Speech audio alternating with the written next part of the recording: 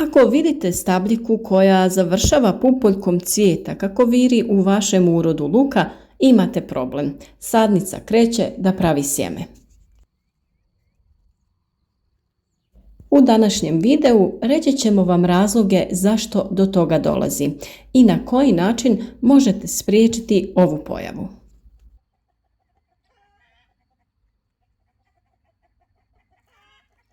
Luk je naime dvogodišnja biljka koja se u prirodi razvija u prvoj godini, formirajući lišće i povećavajući lukovicu. U praksi skuplja snagu da bi potom formirao cvijet. Cvjetanje bi trebalo nastupiti nakon razdoblja mirovanja u proljeće naredne godine.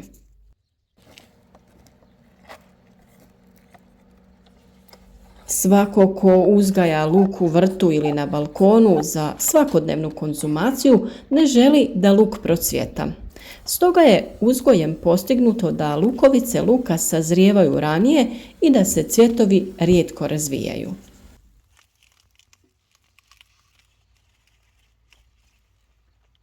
U vrtu se luk uzgaja godišnjim ciklusom. Sije se i bere nakon što se formira lukovica tokom razdoblja mirovanja bez čekanja na cvjetanje.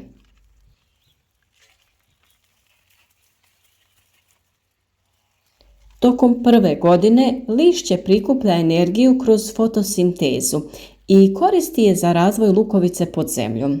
Dok jesen polako prolazi, lišće se suši i luk ulazi u fazu mirovanja.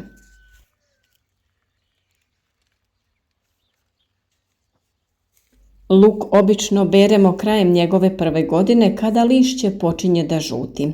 Ali ako se ostavi u zemlji, lukovice će opstati tokom cijele zime, a na proljeće će ponovno da krenu novi listovi i novi korijen.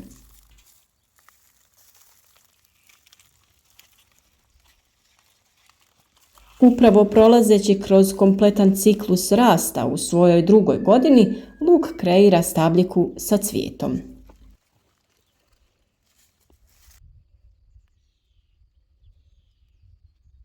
Iako smo mi uradili sve kako treba, okopavali luk, plijevili korov, redovno zalijevali, malčirali kako bi biljke imale dovoljno vlažnosti, ipak nešto tu nije kako treba.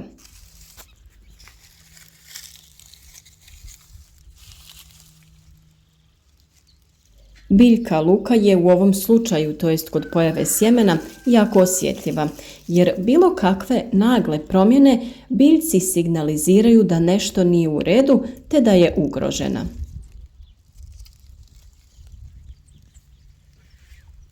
Ona kao obrambeni sistem ima tu fazu da krene stvarati sjeme, kako bi u tim vanrednim situacijama spasila svoju vrstu, to jest osigurala sjeme za narednu godinu.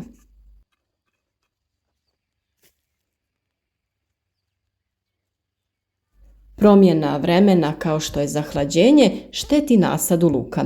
Ako se vrijeme opet proljepša, a zatim lagano pređe u zimu, luk može da se zbuni i to da doživi kao da je prošao kroz još jednu rastuću sezonu.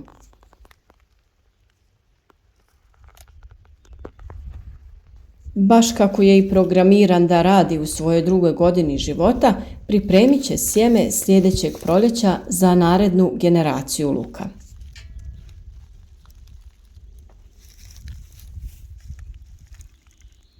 Postoji naime više različitih razloga zbog kojih se može dogoditi da biljka krene u cvjetanje. Najčešće su to razlozi koji mi ne možemo da kontroliramo, a to su vremenski uslovi.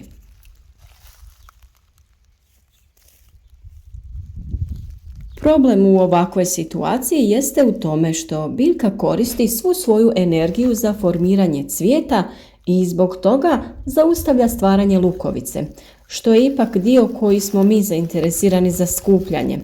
Iz tog razloga prerano cvjetanje kvari žetvu našeg luka.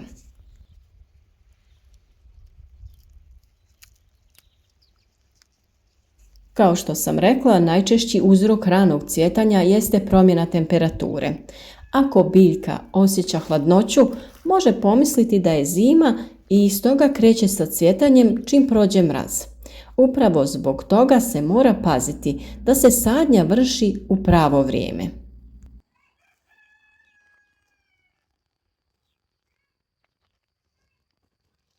Previše zalijevanja također može potaknuti i rano cvjetanje luka. Općenito, kada su uslovi nepovoljni za biljku, u krajnjem slučaju luk želi stvoriti sjeme što prije moguće kako bi vrsta preživjela.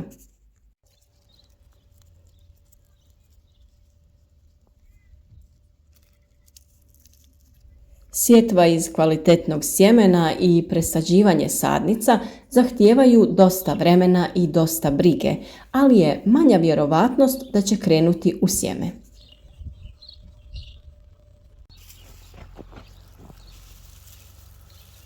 Također, još jedan od razloga zašto luk rano krene stvarati cvijet i sjeme jeste to što je samo sjeme luka koje smo koristili bilo krupnije.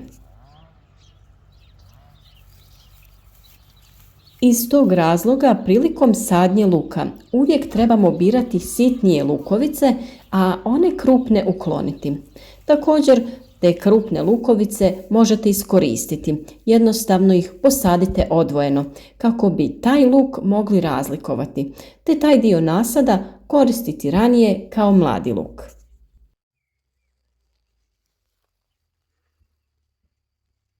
A šta se može učiniti kada se dogodi da luk procvjeta? Kada luk potpuno procvjeta, više se ništa ne može učiniti za spas lukovice. Rezanje stabljike također je beskorisno ako je biljka odlučila ići u cvijet. Evo mogućnosti koje još uvijek imamo kako bismo iz svog vrta dobili berbu.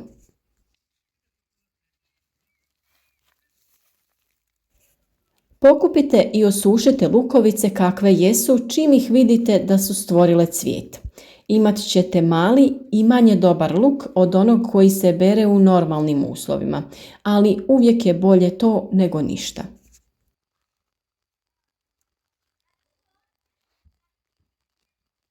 Također možete da biljci u podnožju odrežete lisni dio te ostavite lukovicu. Tu lukovicu možete redovno brati i koristiti u vašoj ishrani.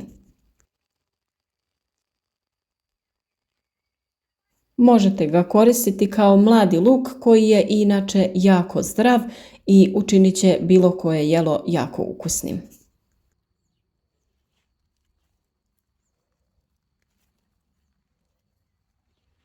Također, ukoliko uočimo pupoljke u jako ranoj fazi, možemo da ih uklonimo jednostavno otkidajući ih sa listova.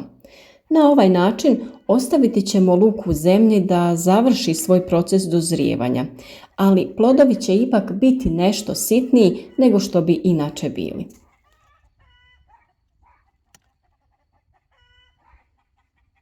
Vjerujem da u cijelom nasadu luka neće biti previše onog koji je krenuo da stvara cvijet, tako da šteta koja će se odraziti na količinu uroda neće biti velika.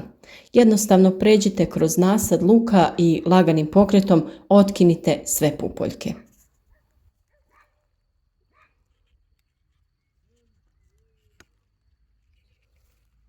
A zadnja opcija je da pustite luk neka procvjeta kako bi sjeme sadili sljedeće godine.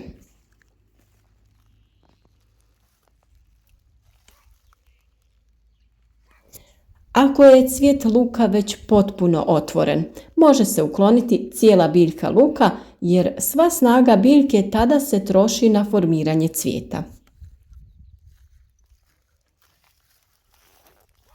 Međutim, taj luk može se i dalje koristiti u kuhinji i u ishrani. Možete da ga koristite kao začin za salatu, dodatak nekom jelu, a cvijet također može da se jede. On može da bude ukras u salati ili u juhi.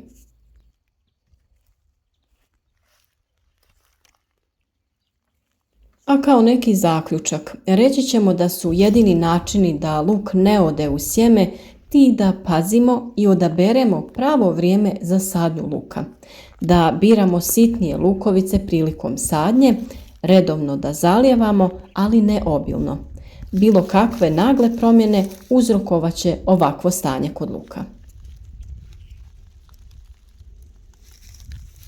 I svakako ono što je bitno da znate jeste da i taj luk možemo da koristimo u ishrani, samo će biti nešto sitniji.